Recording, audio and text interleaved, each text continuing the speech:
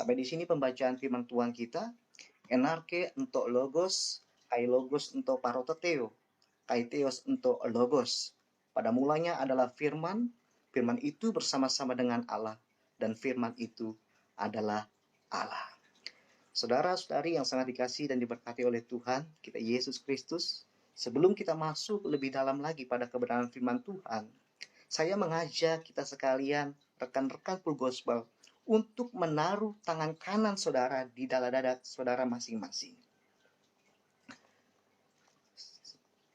Setelah saudara meletakkan tangan saudara di dada, saya mengajak saudara untuk mengatakan satu kalimat yang berkata demikian, saya tidak boleh menyerah. Sekali lagi, kita katakan satu kalimat ini. Dengan iman kepercayaan, saya tidak boleh menyerah.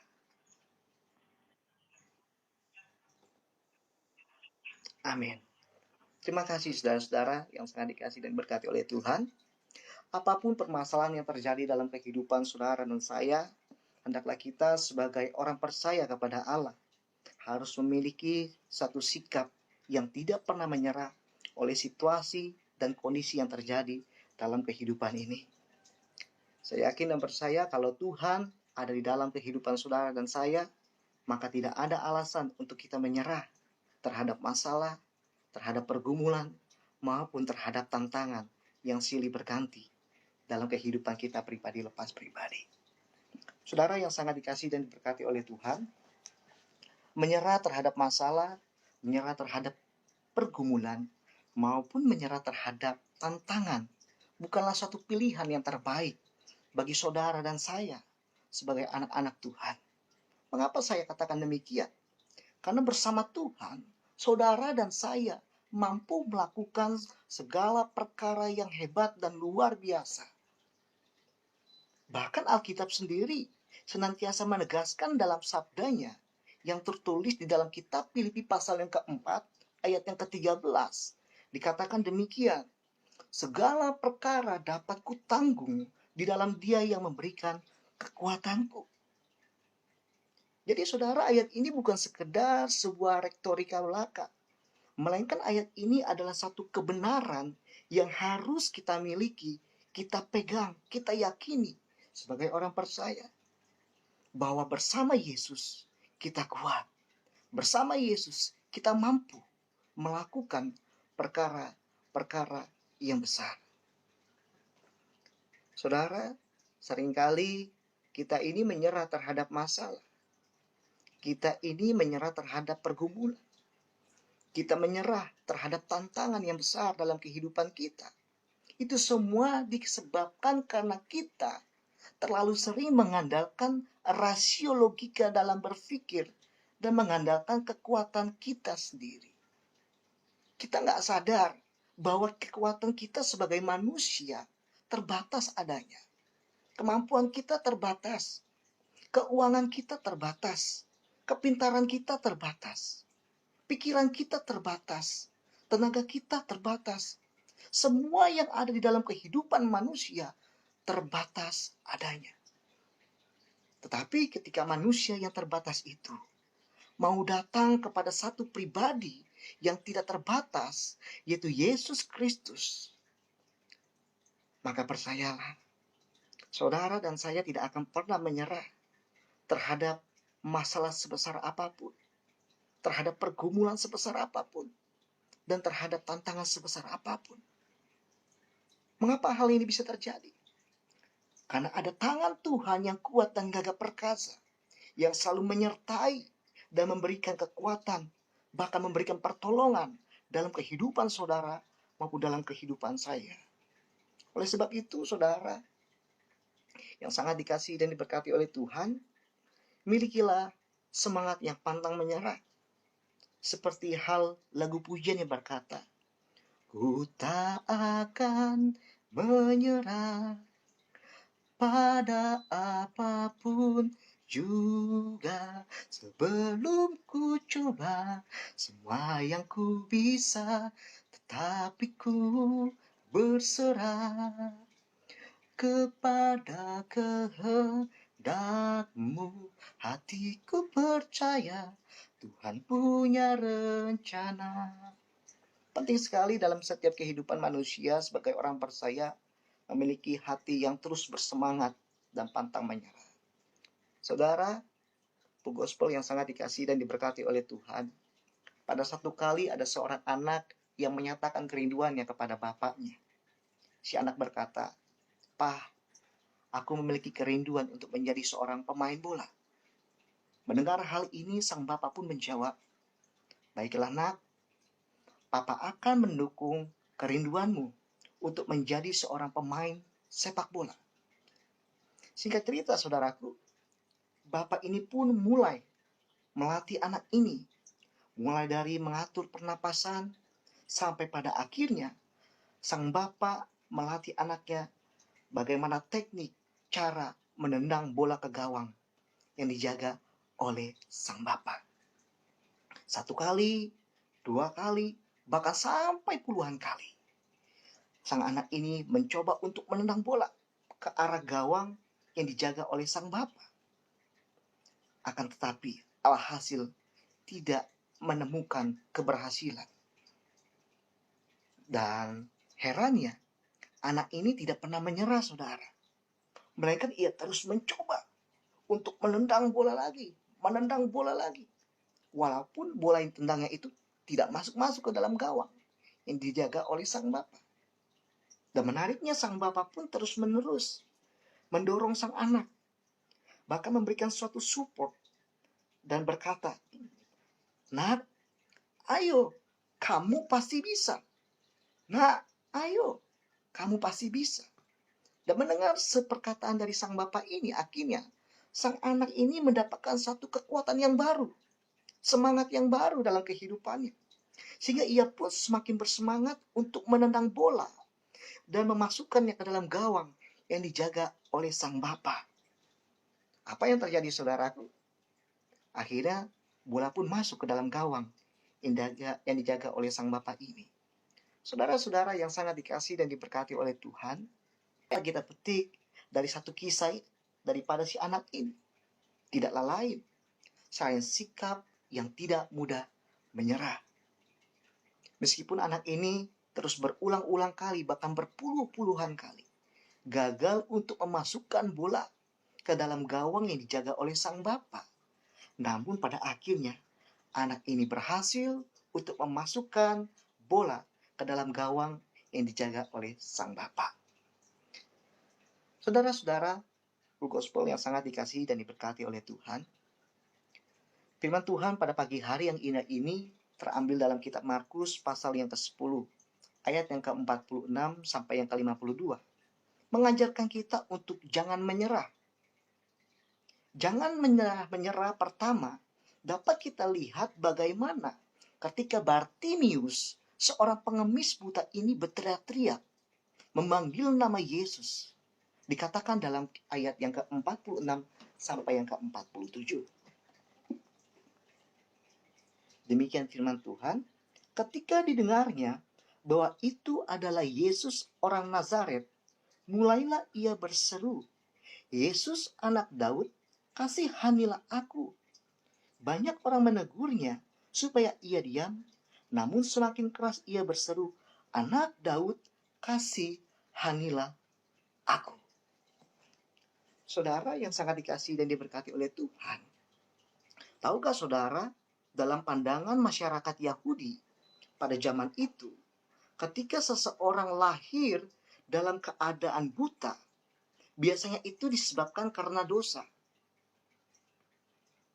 Oleh sebab itu, pada satu kali, ketika murid-murid Yesus melihat ada seorang buta yang sejak lahir, dan mereka bertanya kepada Yesus, "Rabi, siapakah yang berbuat dosa? Orang ini sendiri atau orang tuanya, sehingga ia dilahirkan buta?" Tetapi Yesus menjawab, bukan dia dan bukan juga orang tuanya, tetapi karena pekerjaan-pekerjaan Allah yang harus dinyatakan di dalam dia. Kita kembali lagi kepada tema firman Tuhan kita, jangan menyerah. Saudara, menarik sekali, saudara. Dalam kisah yang tertulis dalam kitab Markus pasal 10 ayat 46 sampai yang ke-52 ini, kita melihat bagaimana Bartimius yang buta secara jasmani, tetapi Bartimius ini tidak buta secara rohani. Menarik sekali ketika kita merenungkan kebenaran firman Tuhan yang terambil dalam kitab Markus pasal 10 ayat 46 sampai yang ke-52. Bartimius seorang pengemis buta secara jasmani, saudara. Tetapi Bartimius tidak buta secara rohani. Sehingga orang yang buta secara rohani ketika menghadapi permasalahan, ketika menghadapi pergumulan, ketika menghadapi satu tantangan yang besar yang terjadi dalam kehidupannya, cenderung orang yang buta rohani akan berkata, saya menyerah. Saudara yang sangat dikasihi dan diberkati oleh Tuhan, jika Bartimius, seorang pengemis yang buta saja, ketika menjalani kehidupan, ia tidak mudah menyerah. Dan dia tahu masih ada Tuhan, masih ada kuasa yang tak terbatas untuk memulihkan keadaan jasmaninya. Sehingga ia tidak pernah lelah untuk terus senantiasa berteriak dan berseru memanggil nama Yesus anak Daud, kasihanilah aku. Yesus anak Daud, kasihanilah aku. Kalau begitu, bagaimanakah dengan kehidupan saudara dan saya? Ketika saudara dan saya berada dalam masalah, ketika saudara dan saya berada dalam pergumulan, ketika saudara dan saya berada dalam tantangan yang besar, apakah kita menyerah? Apakah kita terus nantiasa tidak menyerah? Bersemangat, seperti halnya Bartimius. Saat ini saya tidak tahu apa yang terjadi dalam kehidupan saudara. Saya tidak tahu pergumulan apa yang terjadi dalam kehidupan saudara. Saat ini saya tidak tahu tantangan-tantangan apa yang terjadi dalam kehidupan saudara. Karena setiap kita memiliki tantangan, pergumulan, permasalahan tersendiri dalam kehidupan kita pribadi lepas pribadi. Mungkin ada di antara kita saat ini sedang diperhadapkan dengan persoalan-persoalan ekonomi ataupun finansial, sehingga melalui persoalan ekonomi ataupun finansial membuat saudara tidak sanggup dan ingin menyerah dalam menjalani kehidupan ini. Mungkin ada di antara kita saat ini yang sedang mengalami satu pergumulan untuk keluar dari belenggu dosa. Saudara sudah berjuang dengan segala upaya, tetapi saudara gagal. Lalu saudara berkata, saya menyerah. Mungkin ada di antara saudara saat ini sedang mengalami pergumulan mengenai rumah tangga yang sudah tidak harmonis. Hubungan yang dingin antara suami dengan istri, orang tua dengan anak. Saudara sudah segala upaya saudara berusaha untuk menciptakan satu hubungan yang harmonis, hubungan yang hangat, tetapi saudara gagal. Dan saudara berkata, saya menyerah. Atau mungkin di antara kita saat ini ada yang sedang mengalami sakit penyakit. Saudara sudah berupaya untuk berobat ke dokter sana, dokter sini. Tetapi saudara belum menemukan satu kesembuhan. Dan saudara merasa frustasi dan kecewa. Dan saudara berkata, saya menyerah. Atau mungkin saat ini saudara sedang diperhadapkan dengan anak-anak saudara yang sulit untuk diatur, yang selalu membangkang, sehingga segala upaya saudara telah mendidiknya sedemikian rupa, tetapi alhasil tidak memuaskan. Lalu saudara berkata, saya menyerah. Saudara, apapun itu yang terjadi dalam kehidupan pergumulan setiap kita pribadi lepas pribadi, saat ini firman Tuhan datang dalam setiap kehidupan kita sebagai sahabat full gospel yang sangat dikasihi dan diberkati oleh Tuhan. Dalam sabdanya melalui kitab Markus pasal yang ke-10 ayat 46 sampai yang ke-52. Mengajarkan kita semua untuk jangan pernah menyerah terhadap apapun juga. Sebab masih ada Tuhan, masih ada kuasa yang tak terbatas dalam kehidupan kita. Meskipun kita tahu bahwa situasi dan kondisi saat ini sangat mencengkeramkan dan menakutkan. Oleh dampak pandemi COVID yang terus berkelanjutan, bahkan baru-baru ini dunia sedang dikejutkan dan digegerkan kembali dengan varian COVID terbaru yang berasal dari Inggris, B117, ada juga yang berasal dari Afrika Selatan, B1351, dan dari India ada varian mutasi ganda, yaitu B1617 kalau nggak salah. Bahkan ada banyak negara-negara yang saat ini sedang mengalami inflasi. Bahkan negara kita sendiri, Indonesia, berdasarkan Badan Pusat Statistik, menghadapi angka inflasi pada bulan Maret tahun 2021 itu sebesar 0,08%, dengan indeks harga konsumen atau IHK sebesar 106,15. Sementara untuk tingkat inflasi tahun ke tahun antara bulan Maret tahun 2001 dengan Maret tahun 2020 ada sebesar 1,37. Bahkan banyak sekali pelaku-pelaku usaha yang mengalami stagnan. Bahkan ada banyak perusahaan-perusahaan mengalami dan mengajukan pilot. Namun kita sebagai orang percaya, kita harus senantiasa tidak boleh menyerah melihat situasi kondisi keadaan dunia. Bahkan kita harus mempunyai satu keyakinan, rasa optimis untuk bangkit dari segala keterpurukan yang ada.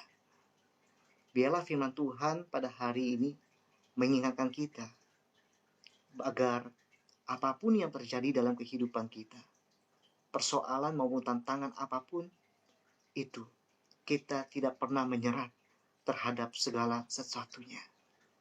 Maka kita harus memiliki satu keyakinan, kepercayaan, seperti halnya Bartimius. Ia terus memanggil nama Tuhan, meskipun pada saat itu murid-murid Yesus mencoba untuk menghentikan Bartimius, agar Bartimius untuk tidak berteriak kepada Tuhan. Dan apa yang terjadi? Bartimius mengalami satu pemulihan keadaan jasmaninya, di mana ia buta, tetapi ketika ia mendengar dan dilawat oleh Tuhan, kebutaan secara jasmani dipulihkan oleh Tuhan. Biarlah firman Tuhan pada hari ini sungguh-sungguh termatai dalam setiap kehidupan. Jangan pernah menyerah. Saya rindu sekali mengangkat suatu pujian